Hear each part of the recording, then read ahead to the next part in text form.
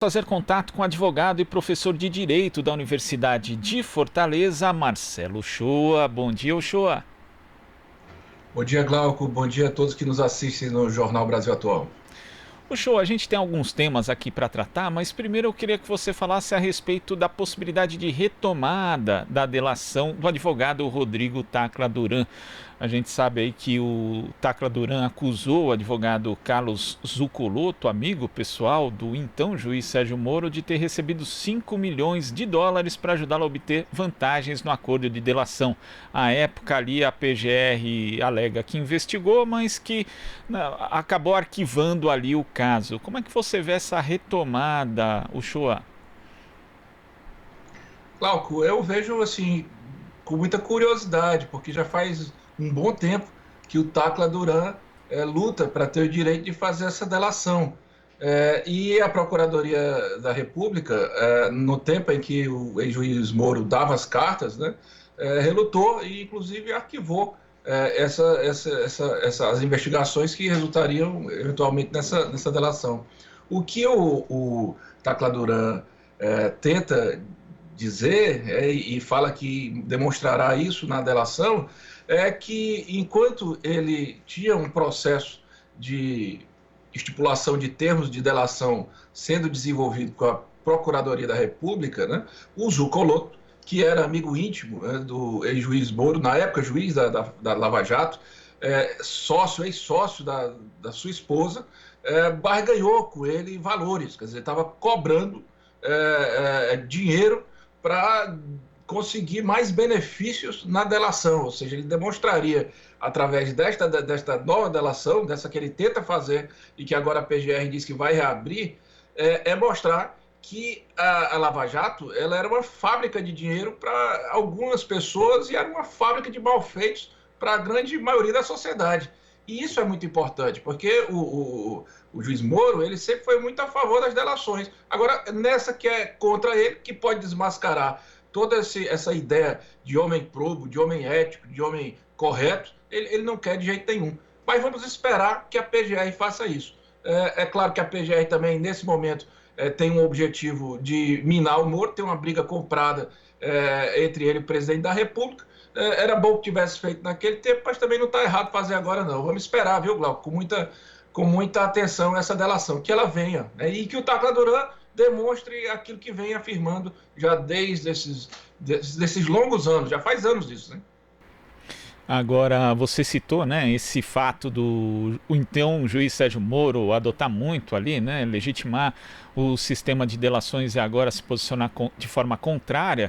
Tivemos também uma declaração do coordenador da Força Tarefa da Lava Jato, o procurador Deltan Dallagnol, e eu vou ler aqui o show para que você comente. Ele diz o seguinte: diante do arquivamento das falsas acusações de que não é confiável e da renovada tentativa de induzir em erro autoridades para se livrar de responsabilização, acreditamos e defendemos que questões políticas não devem interferir na atuação independente das instituições.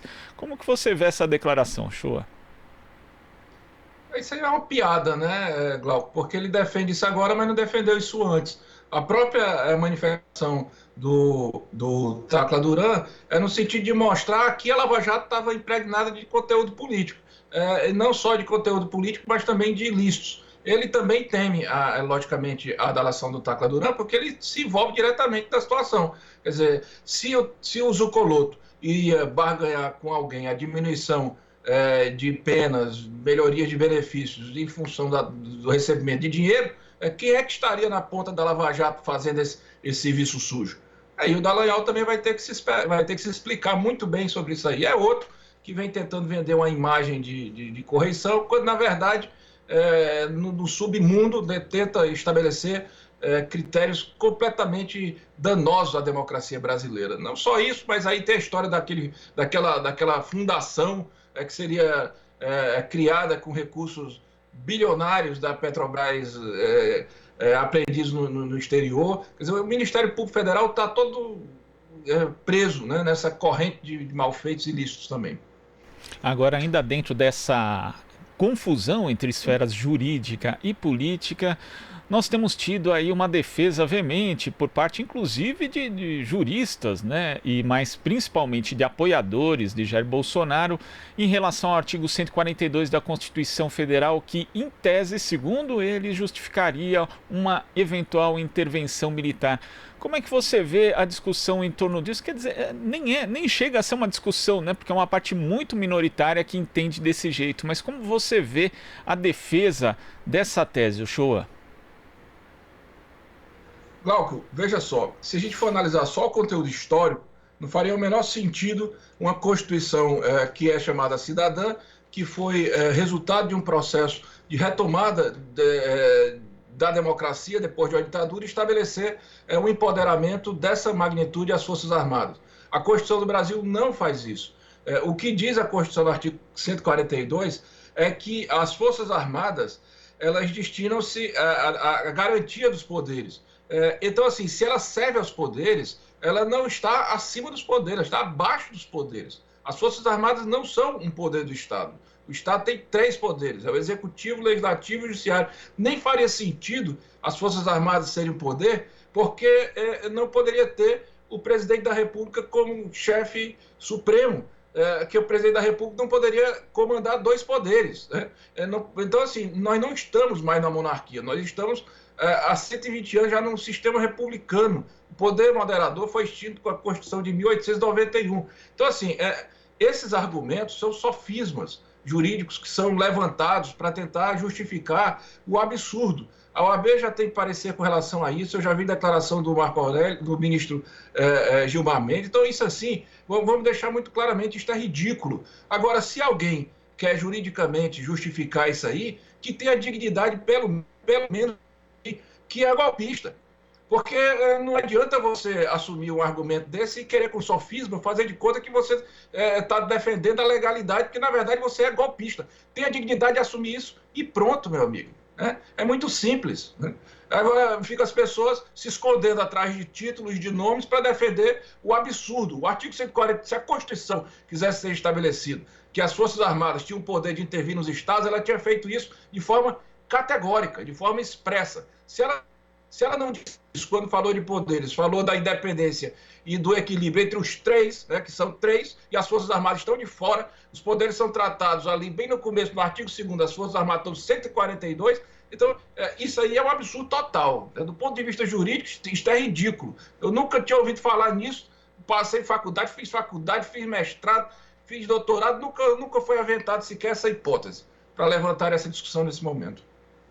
São algumas pessoas tentando fazer uma reinvenção do direito no Brasil, né, Uchoa? Então assuma que é golpista, mas não fique com o papo furado. Uchoa, e falando a respeito, não de golpismo, mas de autoritarismo, né? O que está ali vizinho. Nós tivemos aí uma declaração do presidente Jair Bolsonaro ontem, fazendo referência justamente ao fato do presidente dos Estados Unidos, Donald Trump, ter definido, né, ter chamado anarquistas liderados pelos Antifa, fazendo referência aos protestos que ocorrem lá como terroristas. Bolsonaro também disse o seguinte, Uchoa: olha, começou aqui no Brasil com os antifas em campo, um motivo, no meu entender, político diferente dos Estados Unidos. São marginais, no meu entender, terroristas. Como é que você vê essa declaração do presidente Jair Bolsonaro, Uchoa? Glauco, engraçado, porque marginal não é aquele cidadão que foi às redes sociais convocar não sei quantos comboios para Brasília para destituir os poderes armados e tal, e que ia fazer. Essas pessoas não são marginais, né? Essas que vão para frente do Supremo Tribunal Federal ameaçar ministros, ameaçar tocar fogo no Congresso, essas pessoas são absolutamente normais. Para o presidente Bolsonaro, qualquer movimentação que seja no sentido de dizer que ele é um incompetente, que ele não tem condição de conduzir o Brasil porque comete crimes de responsabilidade, que comete crimes comuns, que ele não tem uma resolutividade adequada para este problema grave que nós estamos passando de pandemia. Qualquer pessoa que vai fazer isso, o Bolsonaro acha que é marginal. Quer dizer, é um descaramento total. É lógico que os antifas eles têm o direito de ir para a rua, né? nós estamos num momento de lockdown, mas se uns têm, os outros têm também, cumprindo as medidas de segurança e adequadas, e veja só, eles são a última trincheira que eu vejo de defesa contra a homofobia, contra o racismo, contra o autoritarismo, contra essas pessoas que querem acabar com a democracia, contra essas pessoas que ficam lutando para que seja instalado um governo militar com a restauração de um novo AI-5. A polícia tem que proteger, né, os antifascistas e não oprimir. Se oprimir é porque algo de muito errado está vendo com a democracia do Brasil. No meu modesto entendimento, todo mundo tem o direito de protestar e protestar contra esse presidente, dizendo que ele está sendo um péssimo governante, porque de fato ele tem sido. Agora, o que ocorreu no domingo, né, pelo menos em São Paulo e no Rio, foi justamente isso que você falou, Uchoa. As forças de segurança, na verdade, tratando de reprimir os movimentos que pediam democracia, sendo que a gente teve, antes disso, diversas manifestações no sentido contrário, pedindo fechamento do Congresso, do STF, intervenção militar, e até então eles não tinham sido incomodados. Quer dizer, isso demonstra uma fragilidade mesmo do nosso desenho democrático, essa atitude das forças de segurança, Uchoa? Totalmente, Glauco. Assim, a militarização no Brasil, não acompanhada de um fortalecimento da compreensão crítica do papel das Forças Armadas, faz com que elas sejam utilizadas como instrumento de opressão. Então, assim, as Forças Armadas já têm uma intenção de oprimir certos segmentos sociais e de tutelar outros. Então, fica claro que a mão será mais pesada contra aqueles que protestam contra o presidente e a mão será muito leve, né, com aqueles que estão ali defendendo o presidente, ainda que defendendo também a ruptura institucional.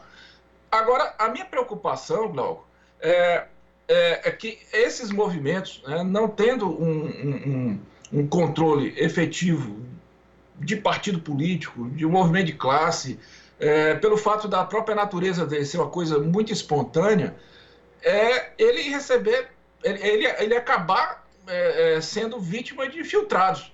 Porque nós estamos aí com um governo que ele é todo montado à base de fake news. Ele tem pudor, né? Não adianta a gente acreditar que essas pessoas têm um mínimo de moral, são assim minimamente éticas. Eles não são. Eles não pensam duas vezes antes de tentar manipular fato, antes de tentar criar uma situação inverídica. Então, assim, que infiltrados podem ir para buscar o acirramento e justificar, digamos assim, um peso maior na intervenção armada, essa é a minha preocupação. A gente tem que estar muito atento a isso, e os movimentos principalmente, porque os movimentos não estão buscando isso. Os movimentos só estão buscando uma porta de diálogo que o presidente fechou. Porque na hora que o presidente para de receber a imprensa, na hora que o presidente para de dialogar com a sociedade inteira, só dialoga com aquele núcleo irresponsável que está ali perto dele seguindo, você não tem outra maneira de buscar ser ouvido senão se expressar diretamente.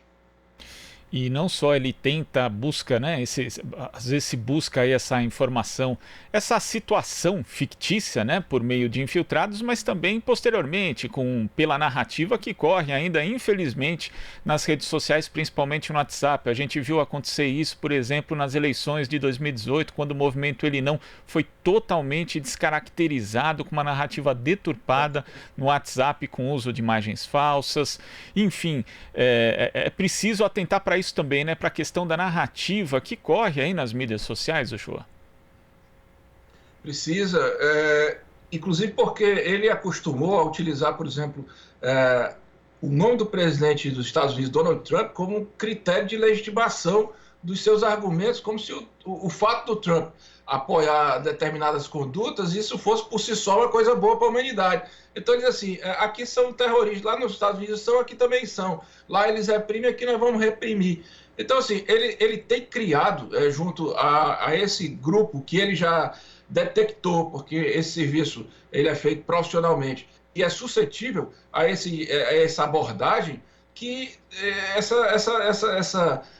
esse grupo se movimenta, né? E nesse momento em que ele está fragilizado, porque a popularidade está em baixa, agora é que ele vai tentar jogar mesmo, motivando esse séquito de delinquentes, porque isso aí é uma delinquência digital, organizada, inclusive bancada com verbas públicas em certos casos, com uma participação de monopólios privados. É uma discussão gravíssima, supostamente com um gabinete de ódio dentro do Palácio do Planalto. Isso aí tem uma derivação para se refletir muito gravemente sobre o estado em que nós estamos com a nossa democracia imersa nesse momento. Sem dúvida, Uchoa. Muito obrigado pela sua participação aqui no Jornal Brasil Atual e até a próxima. Eu que agradeço, Glauco. Um abraço. Abraço. Conversamos aqui com o advogado, professor de Direito da Universidade de Fortaleza, integrante da Associação Brasileira de Juízes pela Democracia, ABJD Núcleo Ceará, Marcelo Uchoa. Você está ouvindo Jornal Brasil Atual. As notícias que os outros não dão.